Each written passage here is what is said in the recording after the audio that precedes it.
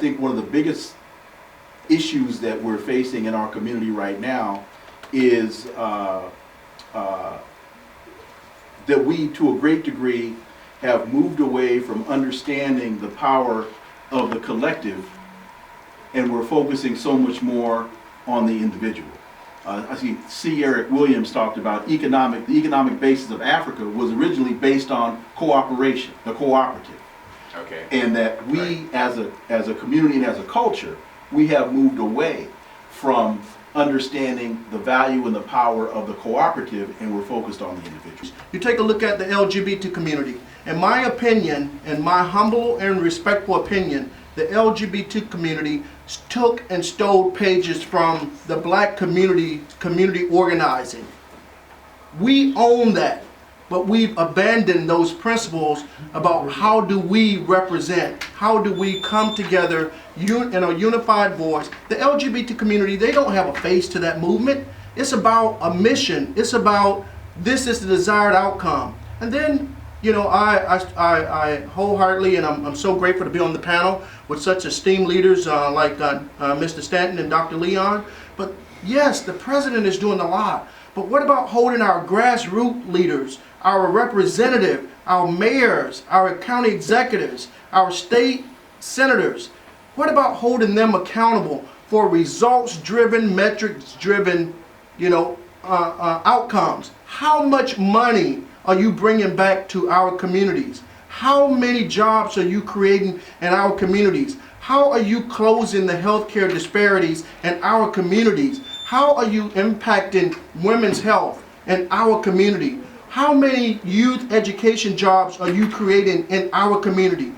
It is so much that we have to deal with, but I believe the foundation is, it's about a mindset. We don't need permission to be black in America. We don't need permission to be empowered. We don't need permission from anybody to be proud that we're black. And I will just tell you, I am about inclusion, but I would never make an apology about being pro-black. When we create more engineers, we put engineers on the platform to teach them. When we want to create more doctors or nurses or lawyers, we put them on the platform so they can see what an example of what right looks like. We have to bring to bear all of the resources in our community. Some people don't want to have this conversation, but I'm going to say it anyway, and I'm not going to apologize about it. We have to use the entire piece of political power in our communities to include our mega churches. Churches have to be, I'm originally from Alabama, a small little town in Alabama called Holy Trinity. Right. In that town where I grew up, the pastor, the church was a tremendous part of the foundation, the bedrock of that community. Most of them are flat out fraud, especially when it comes to this whole idea of the prosperity ministry. The only folks that are prospering from the prosperity ministries are the ministers. And they're collecting their tithes, they're generating their millions. That money isn't going into black banks. That money isn't going into college scholarships for more children. That money isn't going into helping people pay their rent and investing in inner city schools. That money is going into gaiters that the pastor can wear. Is going into Rolls Royces, and it's going into jets. Last time the last Bible I read, Jesus didn't even have a mule.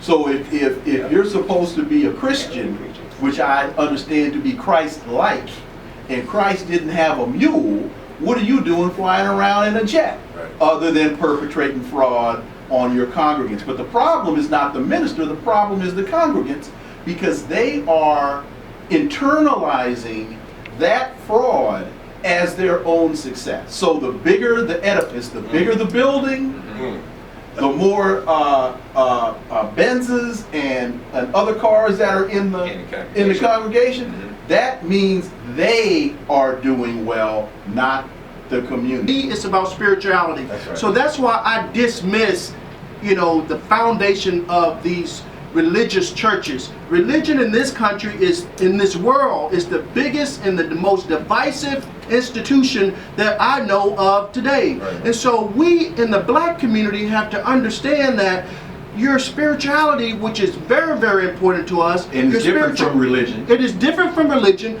That is about a personal relationship between you and your God. For me, it's Jesus. And so that's about a personal relationship. Really, your pastor or your minister is there, in my mind, to assist you on that road.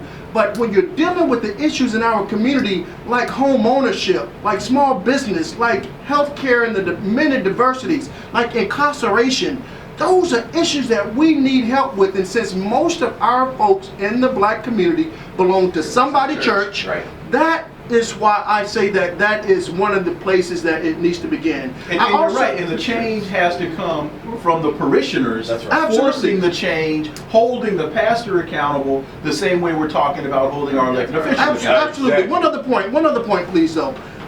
So that the church is one thing, but when it comes to education, we have to consider a different perspective on the delivery of education in our community.